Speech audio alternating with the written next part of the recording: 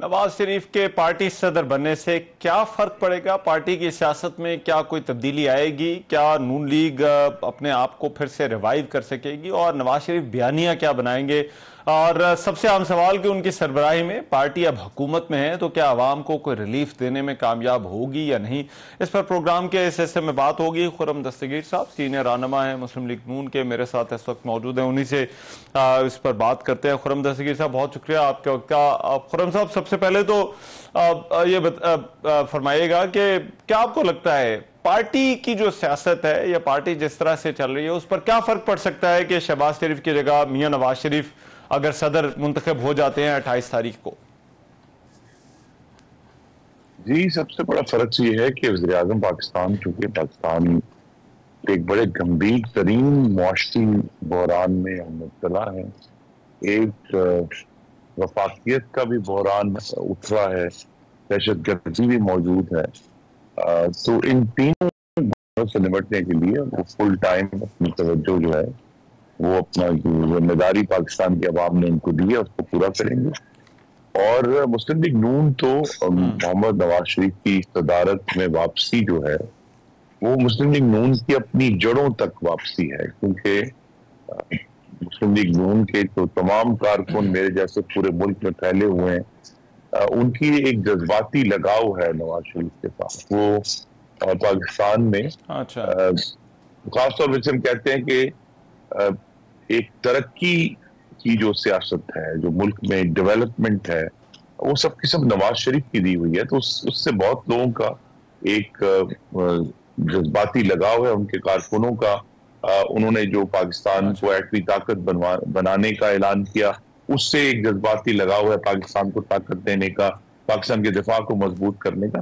तो ये जो सियासी एक पूरा ग्रुप है शहरियों का जो नवाज शरीफ से मोहब्बत करता है और उनकी जो सोच है उसके ऊपर अमल दरामद करता है, उनके लिए ये एक बेहतर फैसला है कि पार्टी के साथ उनकी जो आइडेंटिफिकेशन है, जो वो पार्टी के साथ अपनी शनाख्त रखते हैं, उसमें मजबूती आएगी।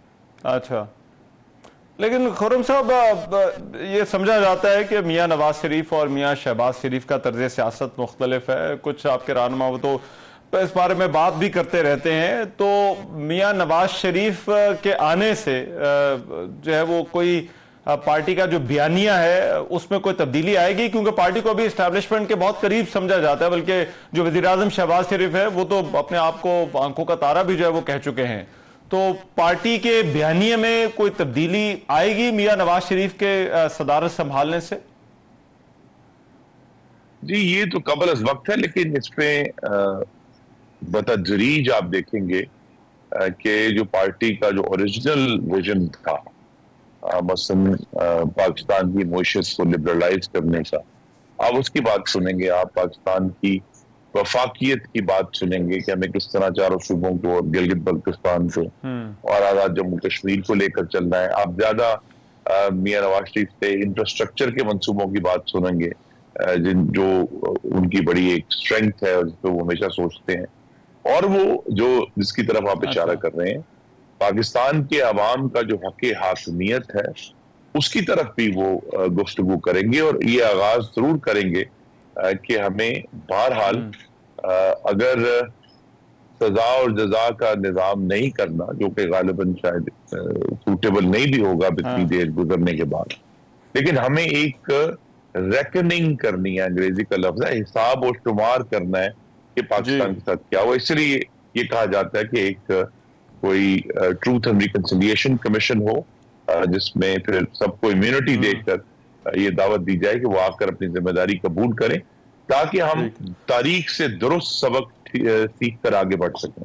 एक जो हमने देखा है मियां नवाज शरीफ पार्टी के जो रैंक्स हैं उनमें ये राय तो पाई जाती है, ट्रैवल कर रहे हैं। सही सर, पार्टी के जो रैंक्स हैं उनमें ये राय तो पाई जाती है कि पार्टी इस वक्त तहरीक इंसाफ का, जो कि सबसे बड़ी राइवल जमात है, उसका मुकाबला नहीं कर पा रही सियासी तौर पर।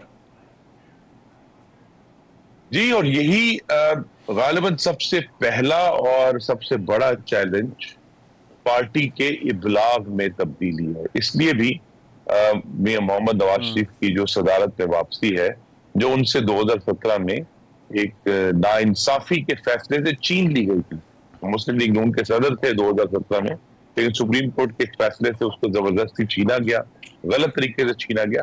तो वो ये जो इब्लाग का बिल्कुल एक दुरुस्त आपने सवाल किया है, ये सबसे बड़ा चैलेंज है कि पार्टी की जो पूरी कम्युनिकेशन स्ट्रेटजी है उसको रीवैम्प करना है, क्योंकि ये तो बात वाजे है और मुस्लिम लीग नून को बने हुए 31 साल हो गए कि जमातें हुकूमत बनाती हैं, हुकूमत जमात नहीं बना सकती। तो लिहाजा जो जमात का पूरा एक सेटअप है वो मोहम्मद नवाज शरीफ की वो क्रेडिबिलिटी और एक वर्करों का जज्बाती लगाव है कि वो अगले इंतखाबात की अभी से तैयारी में पूरी तरह एक तो हिस्सा भी लेंगे और पार्टी की जो सिमत है, पार्टी को जो मॉडर्नाइज और जदीदियत की तरफ लेकर जा रहा है उस तरफ भी लेकर जा रहा है। ठीक है, लेकिन मियां नवाज शरीफ आपके वजारत उज़्मा के कैंडिडेट थे। इलेक्शन कैंपेन इसी नारे पर की गई कि मियां नवाज शरीफ को चौथी मरतबा वजीर आजम बनवाया जाएगा, लेकिन वो हो नहीं सका और शहबाज शरीफ को आगे आना पड़ा। अभी आपको क्या लगता है कि क्या पार्टी और हुकूमत मिलकर, और खासतौर पर मियां नवाज शरीफ का जो किरदार है, जो मुस्लिम लीग नून एक किरदार उनसे अदा करवाना चाहती थी वो नहीं करवा सकी, लेकिन अब वो पार्टी की सदारत पर आ रहे हैं, तो क्या कोई रिलीफ देने के लिए मियां नवाज शरीफ की इनपुट हो सकती है या वो उनका कोई किरदार होगा?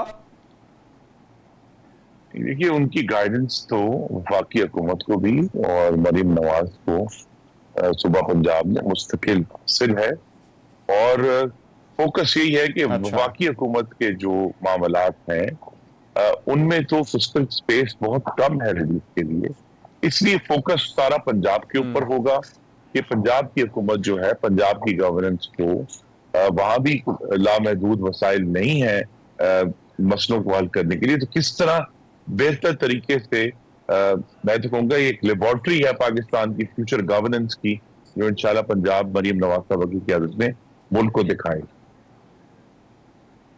अच्छा, और अब आपको लगता है, पुरुमीद है जो वर्कर है कि मियां नवाज शरीफ के आने से पार्टी जो है वो फिर से दोबारा पंजाब के अंदर खास तौर पर अपना वो मकाम हासिल कर सकेगी?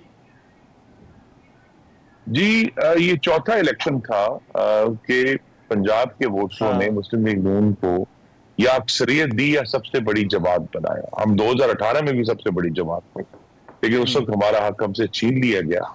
तो लिहाजा पंजाब में रूट्स मौजूद हैं और उनको मजीद स्ट्रेंथन करने की जरूरत है। और जिस तरह अब मुल्क में महंगाई कम हो रही है, जो अशियाए फूर्दोनोश हैं, आटा, दाल, टमाटर, प्याज, उनकी कीमतें कम हो रही हैं, सरिये और सीमेंट की कीमतें कम हो रही हैं, पेट्रोल की कीमत कम हो गई है, स्टॉक मार्केट जो है वो रोजाना रिकॉर्ड कायम कर रही है,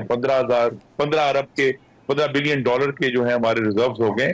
तो हम एक स्टेबिलिटी की तरफ जा रहे हैं। अगर ये स्टेबिलिटी चलती रहती है तो फिर एक साल के बाद हम ये देखेंगे कि इंशाल्लाह मोहम्मद नवाज शरीफ की जो गाइडेंस है उसमें वफाकी हुकूमत जो है वो रिलीफ प्रोवाइड करने के इंशाल्लाह काबिल होगी। राइट, बहुत शुक्रिया। खुर्रम हमारे साथ मौजूद थे, मुस्लिम लीग नून के रहनुमा बात कर रहे थे। प्रोग्राम में एक ब्रेक शामिल करता हूं, वापस आते हैं इस ब्रेक के बाद।